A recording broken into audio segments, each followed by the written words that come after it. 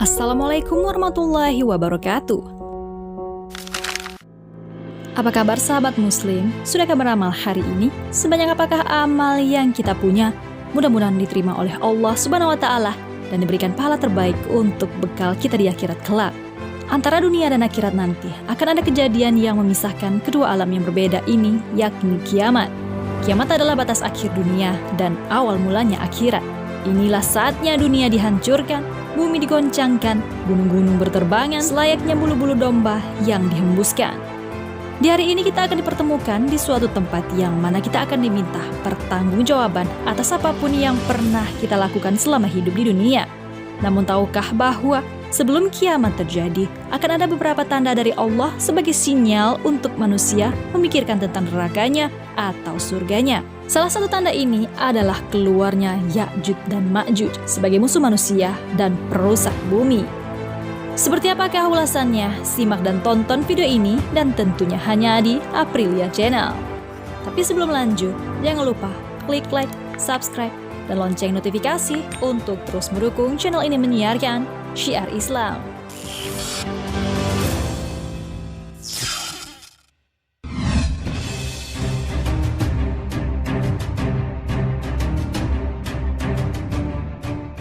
Ya'juj dan Ma'juj adalah salah satu tanda kiamat yang jelas disebutkan dalam Al-Quran dan hadis Nabi Muhammad SAW. Allah Subhanahu wa Ta'ala berfirman, hingga apabila dibukakan tembok Ya'juj dan Ma'juj dan mereka turun dengan cepat dari seluruh tempat yang tinggi dan telah dekatlah kedatangan janji yang benar atau hari berbangkit, maka tiba-tiba terbelalalah mata orang-orang yang kafir. Mereka berkata, aduhai, celakalah kami. Sesungguhnya kami adalah dalam kelalaian tentang ini. Bahkan kami adalah orang-orang yang zalim. Al-Quran Surah Al-Anbiya ayat 96 hingga 97. Ayat tersebut menjelaskan bahwa suatu kepastian yang sudah dijanjikan karena Allah akan membukakan tembok penghalang mereka yang pasti akan tiba saatnya. Allah juga tak menerangkan siapa sebenarnya Ya'juj dan Ma'juj, dari bangsa dan keturunan mana mereka. Hanya saja dijelaskan tentang sifat-sifat mereka, yaitu kaum pembuat kerusakan di bumi. Kalau tembok penghalang sudah dibuka, mereka akan turun mengalir seperti mengalirnya air bah yang menerjang. Namun, bila tembok penghalang tersebut masih kokoh, mereka tidak bisa keluar untuk membuat kerusakan. Ya'juj dan Ma'juj sangat gemar membuat keonaran di sekitar tempat yang mereka tinggali. Mereka sangat kuat dan tak bisa dilawan, sehingga manusia pun menyerah menghadapi kegilaan mereka. Hingga akhirnya seorang raja bernama Zulkarnain berinisiatif untuk membangun sebuah tembok besar atas paksaan umat manusia, sebagaimana telah diceritakan di dalam Al-Quran. Allah Subhanahu wa Ta'ala berfirman, mereka berkata, hai Zulkarnain, sesungguhnya Ya'juj dan Ma'juj itu orang-orang yang membuat kerusakan di muka bumi. Maka dapatkah kami memberikan suatu pembayaran kepadamu supaya kamu membuat dinding antara kami dan mereka? Dia Zulkarnain pun berkata, apa kekuasaan yang Rob Tuhanku telah berikan, aku menguasainya adalah lebih baik. Maka tolonglah aku dengan kekuatan tenaga kamu, agar aku binakan dinding antara kamu dan mereka. Berikanlah kepada aku kepingan-kepingan besi, sehingga apabila ia atau besi itu telah sama rata dengan kedua-dua tepi gunung itu, dia Zulkarnain pun berkata, tiuplah api itu. Sehingga apabila ia besi itu menjadi merah seperti api, dia Zulkarnain pun berkata, berikanlah kepadaku leburan tembaga agar aku tuangkan ke atasnya besi panas itu. Maka mereka Ya'juj dan Ma'juj tidak berupaya mendakinya dan mereka tidak berupaya pula melubanginya. Dia Zulkarnain berkata lagi, ini dinding adalah rahmat daripada Rob Tuhanku. Maka apabila sudah datang janji atau ketentuan Rob Tuhanku, dia Allah akan menjadikannya hancur luluh dan janji Rob Tuhanku itu adalah benar. Al-Quran Surah Al-Kahfi ayat 94 hingga 97. Lalu Zulkarnain membangun sebuah tembok besar di antara dua gunung. Tembok ini luar biasa besar dengan berbahan besi dan baja.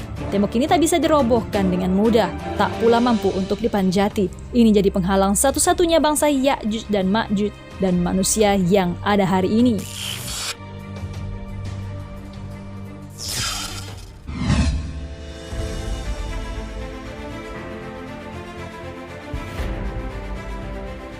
Ibnu Katsir rahimakumullah menerangkan bahwa Ya'juj dan Ma'juj adalah keturunan Adam alaihissalam dari keturunan Nabi Nuh alaihissalam, dari anak keturunan Yafits, yakni nenek moyang bangsa Turki yang terisolir oleh benteng tinggi yang dibangun oleh Zulkarnain. Sedangkan makna min kulli hadabin yansilun diterangkan oleh Ibnu Katsir, yakni turun dari tempat-tempat yang tinggi dengan cepat dengan membuat kerusakan. Adapun kalimat yang menunjukkan bahwa runtuhnya benteng Zulkarnain dan keluarnya Ya'juj dan Ma'juj sebagai tanda dekatnya hari kiamat adalah firman Allah Subhanahu wa Ta'ala pada ayat ke-98 yang artinya, "Ini adalah rahmat dari Robku." Ibnu Katsir rahimakumullah menyatakan, ini adalah kabar yang menunjukkan bahwa mereka tidak akan dapat melubanginya sedikit pun, sedangkan makna jika datang janji Robku adalah jika telah dekat hari kiamat, Allah Subhanahu wa Ta'ala akan runtuhkan benteng tersebut. Demikian dikatakan oleh Ibnu Katsir rahimakumullah.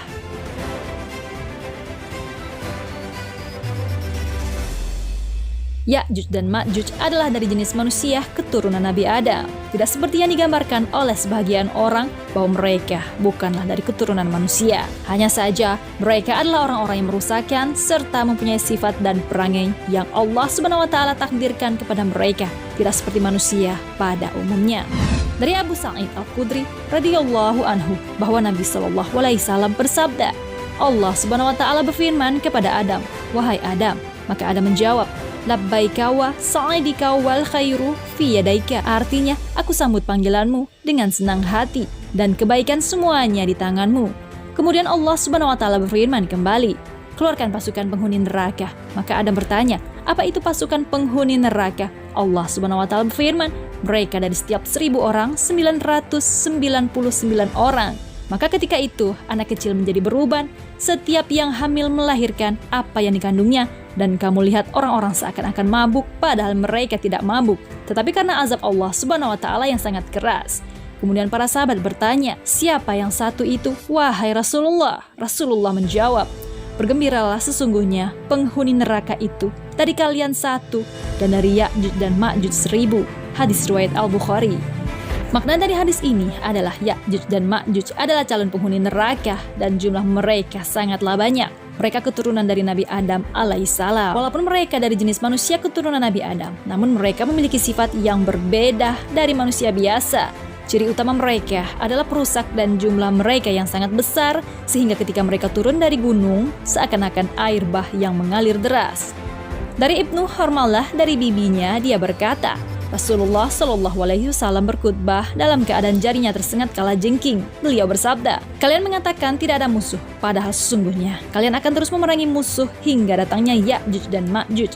Lebar mukanya, kecil atau sipit matanya, dan ada warna putih di rambut atas. Mereka mengalir dari tempat-tempat yang tinggi, seakan-akan wajah mereka seperti perisai."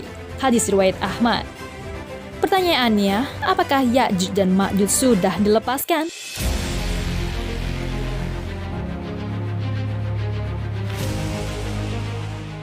Keluarnya Ya'juj dan Ma'juj adalah keburukan yang dekat yang telah diperingatkan oleh Rasulullah Shallallahu Alaihi Wasallam dari Zainab binti Jahsy bahwa Nabi datang kepadanya dengan tergopoh-gopoh. Beliau bersabda, "La ilaha illallah, celakalah orang-orang Arab dari keburukan yang telah dekat. Pada hari ini, benteng Ya'juj dan Ma'juj dibuka seperti ini." Rasulullah melingkarkan ibu jarinya dengan jari telunjuknya. Hadis riwayat Bukhari dan Muslim. Hadis ini mengisyaratkan bahwa kemunculan Ya'juj dan Ma'juj akan diiringi dengan penghancuran bangsa Arab. Bangsa Arab adalah negara-negara yang terletak di sekitar Jazirah Arab atau negeri-negeri yang berbahasa Arab dengan mayoritas Muslim, yaitu sekitar Timur Tengah dan Afrika Utara. Dan saat ini, bangsa Arab mulai dari Irak, Libya, Suriah, Yaman, Sudan, Somalia, dan Afghanistan sudah dan sedang dihancurkan oleh negara-negara kafir. Metode penghancuran negara-negara Islam itu dilakukan dengan membiayai pemberontak dengan membentuk kelompok-kelompok teroris dengan iming-iming mendirikan daulah Islamiyah. Ya'juj dan Ma'juj saat ini terus dalam keadaan turun-temurun, beranak pinak. Tidak meninggal satu orang dari mereka kecuali lahir 1000 orang lebih. Ya'juj dan Ma'juj ketika keluar tidaklah melewati sesuatu kecuali dirusaknya. Tidaklah melewati tasik kecuali meminumnya hingga habis. Tidaklah mendapati manusia dan seluruh jenis binatang kecuali dibunuhnya, sampai ketika mereka merasa menang, membantai seluruh penduduk bumi. Dia menantang penduduk langit. Inilah kesombongan yang luar biasa dari Ya'juj dan Ma'juj. Dalam sebuah hadis menyebutkan bahwa kemudian mereka berjalan dan berakhir di Gunung Humar, yaitu adalah salah satu gunung di Baitul Maqdis. Kemudian mereka berkata, kita telah membantai penduduk bumi, mari kita membantai penduduk langit. Maka mereka melemparkan panah-panah dan tombak-tombak mereka ke langit. Maka Allah Subhanahu wa Ta'ala kembalikan panah dan tombak-tombak mereka dalam keadaan berlumuran darah. Hadis riwayat Muslim. Mereka mengira bahwa darah tersebut bukti kemenangan mereka melawan penduduk langit. Lalu bagaimanakah caranya mereka binasa?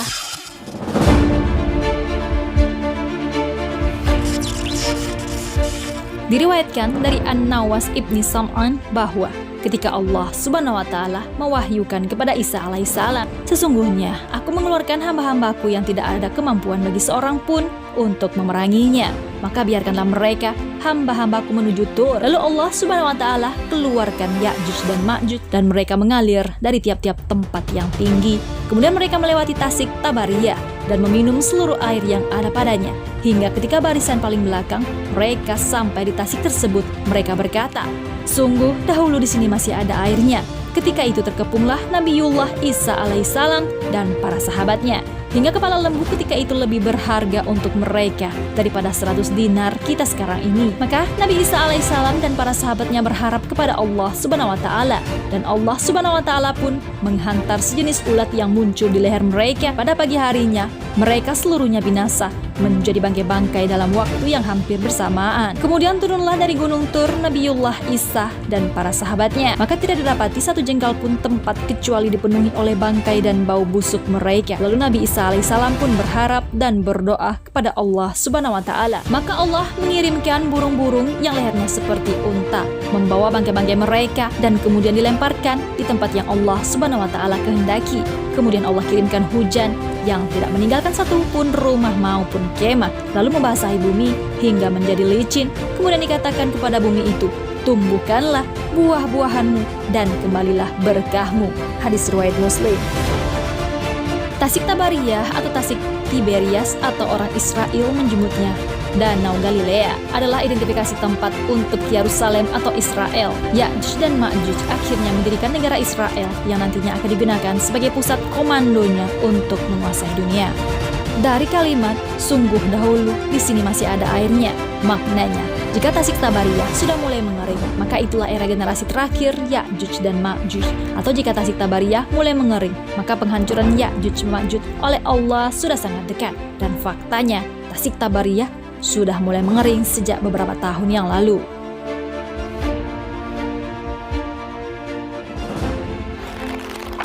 Berita tentang Ya'juj dan Ma'juj adalah berita dari Allah Subhanahu wa Ta'ala dan Rasul-Nya, sehingga seorang muslim yang beriman wajib menerimanya. Bukankah ciri-ciri orang yang bertakwa adalah beriman kepada hal gaib yang dikabarkan oleh Allah Subhanahu wa Ta'ala dan Rasul-Nya? Dan termasuk hal yang gaib adalah apa yang akan terjadi pada akhir zaman, termasuk berita akan keluarnya Ya'juj dan Ma'juj. Wallahu a'lam bishawab. Demikianlah ulasan tentang Ya'juj dan Ma'juj yang telah tertuang jelas di dalam Al-Quran. Mudah-mudahan Allah lindungi kita semua dari kengerian akhir zaman yang satu ini. Amin ya robbal alamin. Jangan lupa berbagi informasi dengan cara share video ini, karena barang siapa yang menunjuki kepada kebaikan, maka dia mendapatkan pahala seperti pahala orang yang mengerjakannya. Wassalamualaikum warahmatullahi wabarakatuh.